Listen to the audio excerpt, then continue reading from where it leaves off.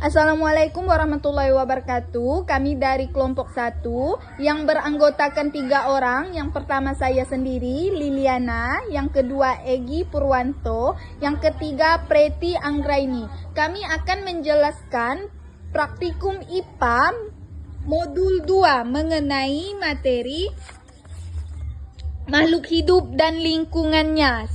Adapun tujuan membandingkan komponen-komponen terdapat pada ekosistem darat dan alami.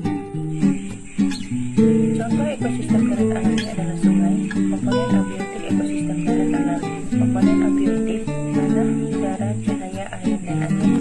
Kondisi darat kering sedikit lembab 30 derajat, tidak panas, tidak jernih, humid dan perlahan. Komponen biotik ekosistem darat, jenis tumbuhan, pohon jambu, pohon mangga, rumput, pisang, dan pohon rambutan. Jenis pengurai, burung, belalang, semut, belalang, pengurai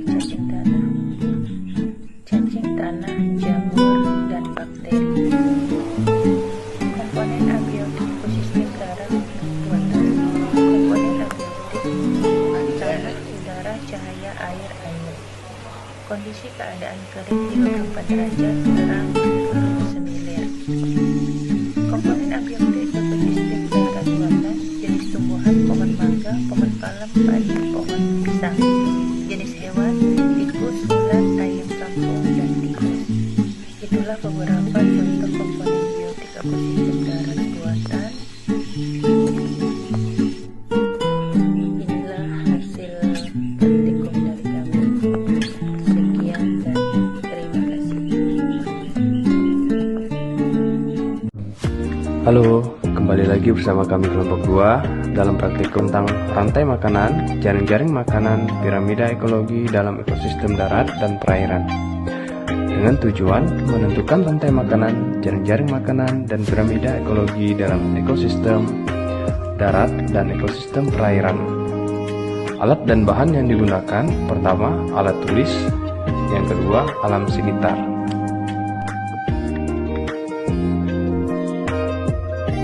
Rantai makanan berasal dari tumbuhan sebagai produsen pada tingkat trofik pertama. Organisme yang makan tumbuhan disebut herbivora atau konsumen sekunder. Yang memakan herbivora disebut karnivora atau konsumen sekunder. Dan yang memakan konsumen sekunder adalah konsumen tersier. Tingkatan organisme dalam rantai makanan disebut tingkat trofik. Tingkat trofik pertama yaitu produsen atau tumbuhan. Kumpulan dari beberapa rantai makanan disebut dengan jaring-jaring makanan. Dengan kata lain, rantai makanan yang saling menjalin dengan kompleks. Berikut ini merupakan contoh rantai makanan pada ekosistem darat. Dan ini merupakan contoh bagan dari jaring-jaring makanan pada ekosistem darat. Dan yang selanjutnya, contoh tingkat trofik komponen biotik pada ekosistem darat. Dan yang terakhir adalah bagan piramida ekologi pada ekosistem darat.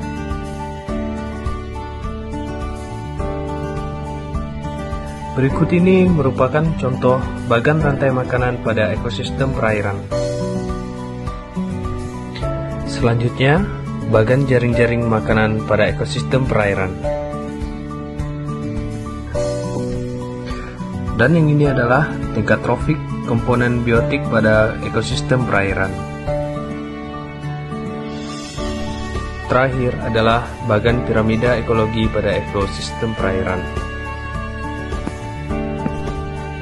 Jadi dapat disimpulkan bahwa rantai makanan, jaring-jaring makanan, dan piramida ekologi merupakan satu kesatuan berturut-turut yang tak dapat dipisahkan, di mana rantai makanan adalah bagian dari jaring-jaring makanan.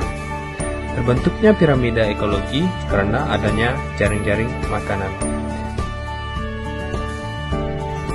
Cukup sekian video dari kelompok kami. Apabila ada kesalahan kata ataupun banyak kekurangan dalam video ini, kami mohon maaf. Terima kasih.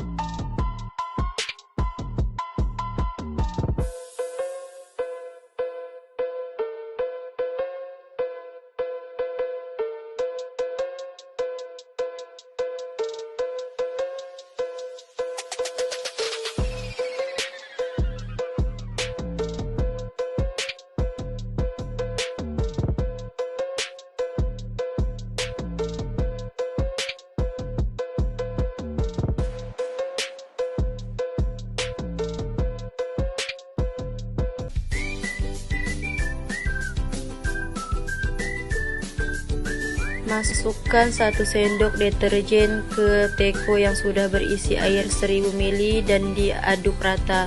Lalu tuangkan pada botol plastik 100% yang berukuran 600 ml dan sisakan airnya sebanyak setengah dari 1000 ml. Lalu tambahkan kembali air ledeng pada teko hingga 1000 ml. Lalu tuangkan pada botol plastik 50% dan disisakan setengah dari 1000 ml. Dan dilakukan berulang-ulang hingga botol plastik 25%, botol plastik 12,5%, botol plastik 6,25%, dan botol plastik 3,1% terisi. Yang terakhir adalah botol kontrol yang diisi air ledeng.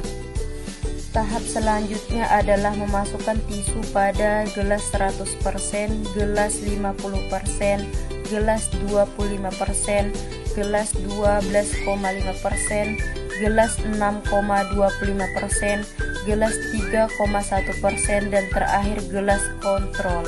Setelah gelas berlabel dimasuki tisu, tahap berikutnya adalah mengisi gelas yang sudah bertisu dengan larutan deterjen sesuai dengan persenannya.